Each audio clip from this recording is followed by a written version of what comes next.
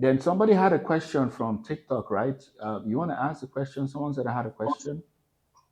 It was me. I have a question. Okay, go ahead, Adaiah. Okay, so like basically, people around me have told me, I guess, that love, whenever you love somebody, you're supposed to love like the good parts, the bad parts, just, stick through everything basically. And I feel like often it's sometimes hard to tell, especially in the cases where it's more so like mental abuse more than physical. That person also has problems. You have problems, and then you're thinking, well, maybe it's me, maybe I did something. So I guess my question is, how do you know when it's too much? Like, how do you know whenever they're doing that, you are probably in a situation where you're going to be drained more than you need to be? Okay, so if I got your question correctly, you're Mhm. asking how do you know when to stop supporting somebody who's refusing to listen to go for therapy, right? Basically, yeah. Well, Dr. Suzy, did you hear the question?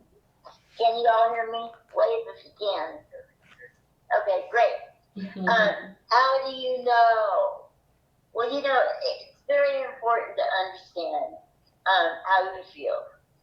And if you feel like it's time to stop supporting them, then it is. And sometimes people just need to hear, look, I've had enough. And, I'm willing to help you any way I can. But I'm feeling very stressed out over this.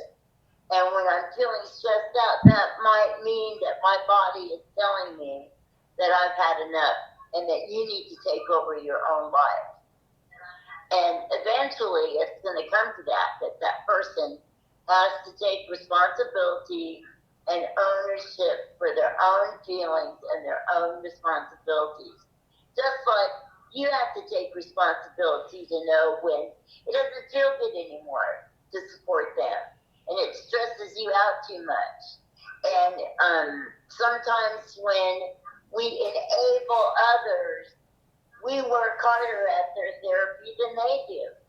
And that's the point that you know. And Dr. Suzy, when you say enable others, do you mind explaining that? Sure. Let's take a small child. You say, okay, it's time to start dressing yourself. So the small child wears bright plaid pants and a polka dot shirt.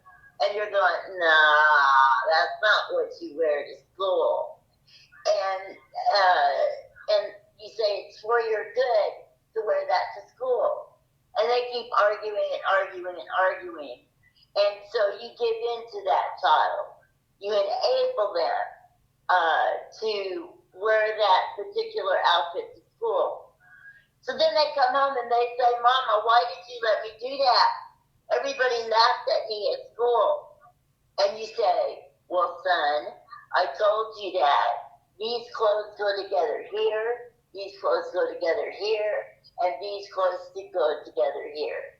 You did not want to listen to me, and so I cannot continue having this same argument day in and day out just because you want to wear certain things to school that aren't acceptable. So it's the same thing with adults. If we have adults around us that know where to call for therapy, that have EAP programs, employee assistance programs through their employer that are free, that have crisis centers around. I mean, after you maybe escort them around one time, you can't be holding their hand every single time that they get up in the morning to get them to go to all of their therapy classes or their therapy sessions or working out or whatever it is that they're doing. It comes to a point when they have to stand up and say, this is my therapy, these are my problems, and I'm working on it in my way. Thank you, Dr. Suzy. Adaiah, did she answer your question? Yes. Thank you very much.